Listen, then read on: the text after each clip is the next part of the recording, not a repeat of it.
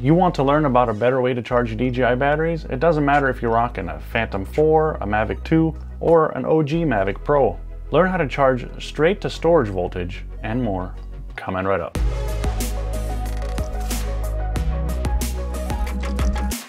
Hey guys, Felix here with Quadcopterguide, and on this channel I help you get the most out of your drones and other filmmaking gear. Today we're talking about drone batteries though. Now with the help of this little friend and this little friend, I will show you how to achieve that perfect storage voltage every time without having to count the blinking lights on the batteries. This has been one of my biggest frustrations, and so I'm super glad that I found the solution. Now we've learned in my other previous video right here about all the intelligent features of these DJI batteries. Most of them are pretty much the same. They've got all the same features. So essentially these brick chargers, you know, these guys, those are just kind of like power supplies. The battery itself has circuitry in there which makes sure that the cells are balanced and all that stuff. Storing them fully charged, remember, will cause the cells to begin to puff after some time. And sure, a lot of these DJI drones let us discharge the battery on their own after a certain number of days, but it's still good to get them discharged as quickly as possible to that perfect storage voltage. And if we're talking about normal LiPo batteries, which don't discharge themselves, those are critical to get down from that full voltage. Allow me to introduce you to the IMAX B6 version 2 AC edition. Now that's a mouthful, but let me tell you, this is kind of the gold standard and affordable hobby LiPo chargers. Now there's a couple versions out there, so just make sure you grab this one. This is version 2, which will allow you to charge 80 watts compared to just 50 watts of the version 1, I believe. And AC. There is one version which runs off of DC that'll just contain kind of this bit, but for most people like you and me, unless you've got a DC power supply that you want to hook this up to, just get the AC version. That'll allow you to run it off AC or DC so that you get kind of the best of both worlds. This thing is affordable. It's less than 50 bucks, and at the price of the DJI batteries, a worthy investment in my opinion. This thing doesn't have the jack to hook up your battery. So what you also need is this charge lead. Now in my example here, this is for the Mavic 2. It's a Mavic 2 battery, the kind of male portion, and it goes straight to banana plugs. If you remember seeing here, this thing has banana plugs. So you just plug it in, hook this up to the battery, and once this is hooked up to power and the battery's powered on, you can charge and discharge the battery with this charger. And guess what? The IMAX B6 V2 AC, this charger has a storage option. Now, keep in mind that most DJI batteries are high voltage lithium polymer batteries. So you have to make sure you pick LIHV when charging those. And to not get confused, check out this link on the screen right here. This is a link to a blog article where I kind of spell out which battery is which technology, so you know which one to choose on this charger. This way of charging and discharging isn't as foolproof as using the DJI charger, but if you're a nerd like me, or maybe you just like numbers and statistics, this way you know exactly how many milliamp hours go into the battery and the voltage of the battery pack when it's done charging. I find that super helpful. It lets me know if I'm discharging the batteries too much when I'm flying, or if I'm coming down a little bit too soon. I guess there's no really such thing as coming down too soon. It's just better on the battery, but there's definitely a level where you don't want to cross over. I normally try to land with around 30 to 25% showing in the app. If you put the battery right into the Mavic 2 and fire it up like I did here, it'll actually show a little bit lower. That's because there's a base amp draw on the battery. Since the drone is powered on, the GPS is on, the flight controller, the fans, the camera, all that stuff draws power, and when there's stuff drawing power off a battery, the voltage is obviously going to be lower than resting voltage. These high voltage batteries can be stored at anywhere from 3.85 to 3.9 volts per cell.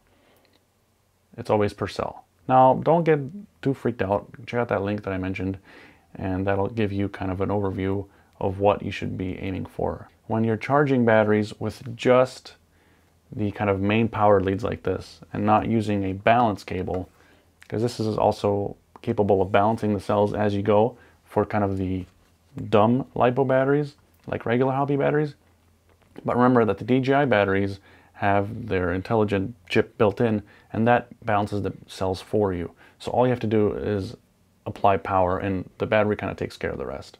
Also at the link below, I'll tell you at what rate you should charge. You want to charge the battery at a rate of 1C. Now what is that?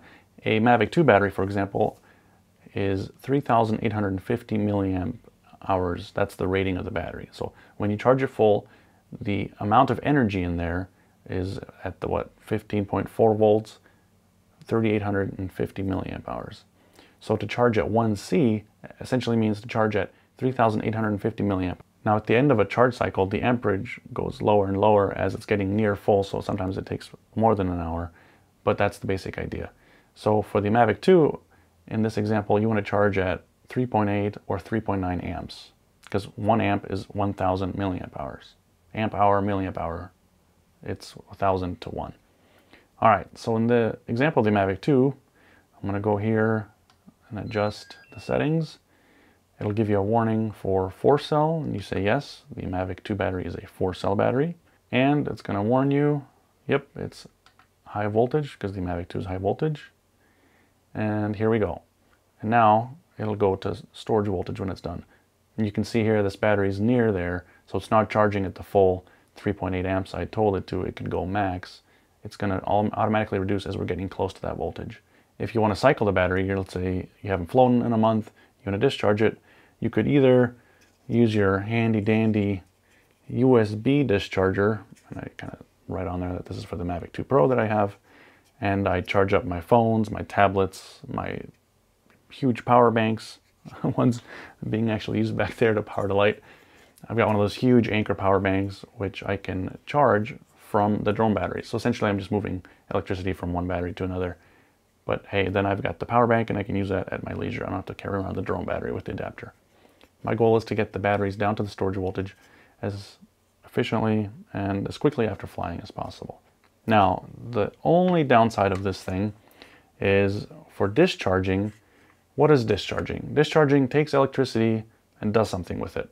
On most of these kind of hobby grade chargers, that electricity gets transformed into heat with resistors. As you can imagine, you can only put so much heat in here before it would just overheat. So they have a limit of how quickly they can discharge. And usually that's around 5 watts. Depending on the voltage of the battery, in the case of the Mavic 2, that means that it can only discharge at 0.3 amps. So 0.3 amps an hour. So if you had a full battery, it would take you a couple of hours to get to storage voltage. Because the DJI batteries do the same thing. They use electricity of the battery and they turn it into heat. That's why when the batteries are self-discharging, they can feel a little bit warm. That's the same thing that the battery's doing, just at a much slower rate. Now, if you're impatient and you want to discharge quicker and you can't fly, because obviously that's the quickest way to discharge a battery, you don't want to use the USB adapter, you could use something like this. This is the ISDT discharger. There's 2 variants of this. Kind of the cheaper one, around $40 or $50, and then a little bit more expensive one, and they can discharge at higher amps. So this will discharge your battery in a couple minutes. Of course, you don't want to discharge them too fast, but if you don't want to wait around a couple hours for one battery to get discharged, then you could use something like this. And just note that these use the industry standard XT60 connector, and these are just banana plugs, so you just have to figure out a way to go from the XT60 to banana plugs. You could splice on an XT60 connector yourself if you're handy, or you have a buddy that can solder. Or if you just want the simple solution, you can just use the IMAX B6 V2 AC. Now note that on this thing, you have to disable the balance port in the settings in order to use a lead like this. So if you were to charge a regular LiPo battery for any other kind of drone or RC car, make sure you re-enable the balance port before charging a regular battery. And of course, please always use at least a LiPo safe bag when you're charging or discharging. And I've actually picked up one of these things. It's called a LiPo Safe.